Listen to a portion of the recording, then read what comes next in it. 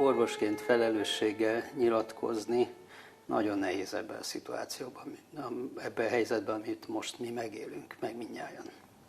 Egy orvos ugye humanista, de nem választhatja el az embert, a homo sapiens-t, vagy ahogy néha gúnyosan mondom, a moho sapiens-t a globusztól.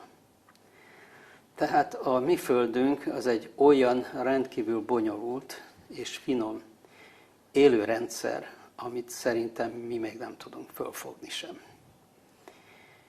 És ami az elmúlt hónapokban történt a glóbusz szempontjából, azt kell mondjam, annak ellenére, hogy fehér köpenyt viselek, az nem volt rossz.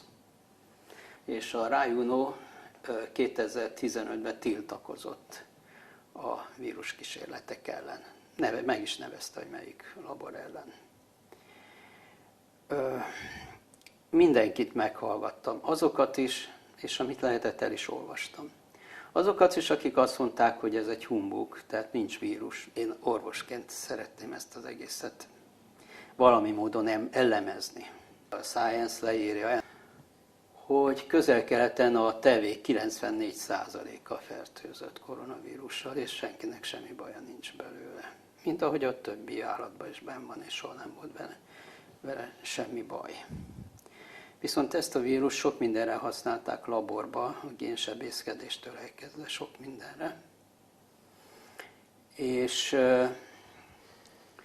dr. Lee nevű és egy Bresics, vagy valamilyen szlávos hangzásúak együtt dolgoztak sokáig, majd 17-ben leközölték, hogy hogyan egyesítették a Todzsoska koronavírusát a denevér koronavírusával, csináltak egy kímérát, egy ilyen hibridszerűséget. És onnét már egy vetélkedés indult meg, hogy egyrészt az oltóanyag gyártás irányába, egy új kórokozó ellen, másrészt meg, hogy hogyan lehetne ebből biofegyver. Tehát gyakorlatilag sikerült ebbe a koronahibridbe még egy étszakaszt beleültetni, Luc Montagnier szerint, aki a víruskutatásért kapta a Nobel-díjat. Tehát ezt nem én találom ki, hanem próbálok nálam sokkal autentikusabb, hozzáértőbb tudósokat idézni. Montagnier professzor ezt a kifejezést használta, hogy man-made virus. Tehát, hogy ember által előállított kórokozó, ami valami módon kikerült. Magyarul egy AIDS hibrid van kint, ami rendkívül gyorsan mutálódik, és most tudtommal 12 törzs van már kint. Ezt is használta a Montagnier professzor, hogy bütykölt vírus, nem stabil.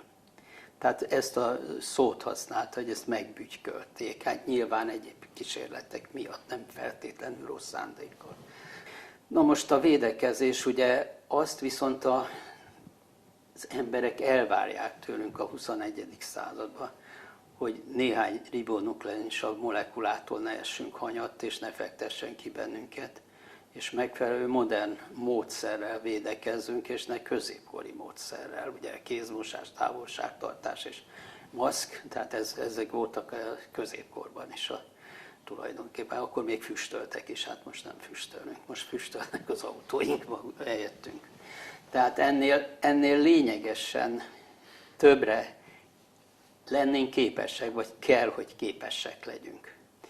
Na most Edward Jenner 1796-ban a vakka, a tehén, latinul a tehén, innét jön a vakcináció, a tehén himlő hólyagjából vett mintát, és azt oltotta bele egy 8 éves tehenész fiúba, hogy ne kapja meg a halálos humán himlő fertőzést. És sikerült neki, majd beoltotta magát is, a fiát is, és több embert, és így elkezdett terjedni a vakcináció, ami bizonyos természetes kórokozók ellen gyakorlatilag nagyon sokat segített az emberiségen. Na most, ha most rámegyünk a mostani helyzetre, és az általunk ismert kórokozó típusokra, amit biztosan tudunk, hogy antitestek nagyon rövid idő alatt eltűnnek a szervezetből. Tehát a vakcináció sokak szerint 2 hét van, aki szerint 3 hónap. Tehát 3 hónaponta a humorális védekezés miatt kellene ismét beoltani melyik törzsre, mindre, hogyan. Tehát itt számos kérdés van, hogy védőoltás mi ellen, és hogyan. Itt, amiben igazán bízhatunk, az a sejtes immunitás, a limfocita immunitás, arra pedig az eddigi megfigyelések szerint az egész populáció 80%-ban durván védett.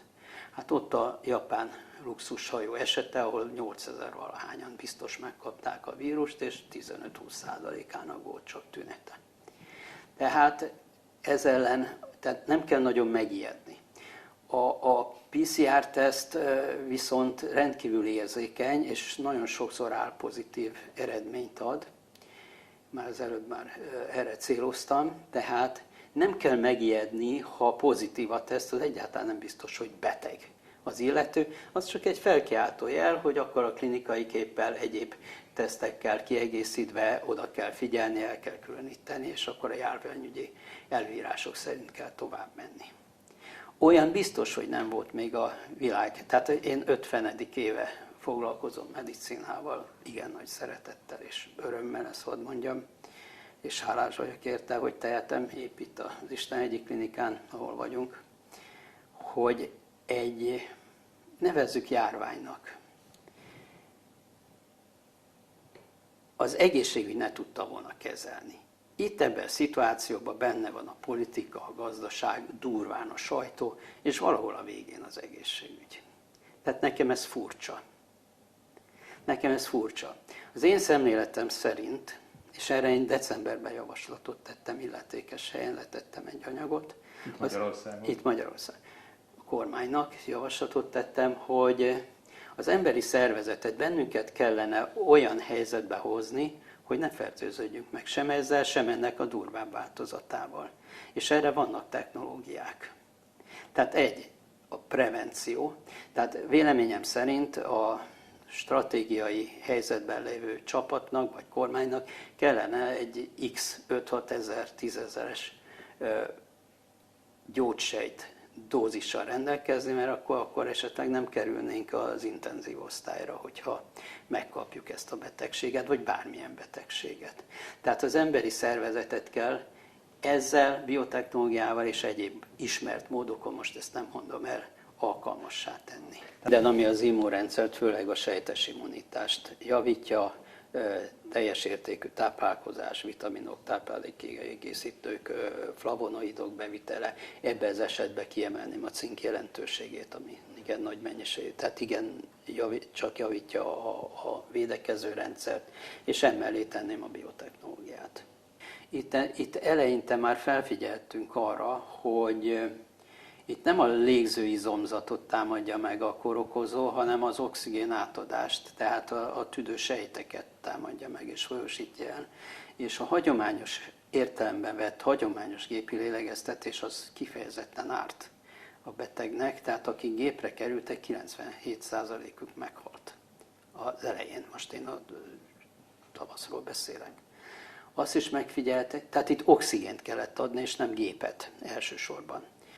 Tehát akinek nem jutott például lélegeztetőgép, csak oxigént kapott, az megúszta. Tehát nagyon nehéz bizonyítani, hogy mennyi a valós vírus eredetű halálozás, és mennyi az egyéb okok miatt bekövetkezett halálozás. Az nem jó, hogy nem, a mai napig igazán nem ismerjük a viselkedését, hogy ebből mi lesz. Tehát nem, rövid az idő, rövid a nyomonkövetés. Mit csinál az immunrendszerrel esetleg évek múlva?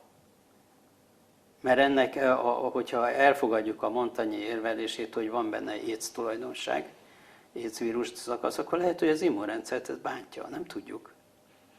És a másik, mindenki beszél a védőoltásról. Itt már egy pár aspektusát mondtam, hogy a védőoltás a hagyományos értelemben nem biztos, hogy működik. Lehet, hogy hat is a modern vírus ellen a modern védőoltás. Viszont, ha meggondolom, hogy a kukoricát ugye nem génkezelhetem, az egész populációt meg génkezelhetem. Nem kellene itt jobban támaszkodni az orvostudományt értő szakemberekre? Elég, ha valakinek milliárdjai vannak, és kijelent valamit.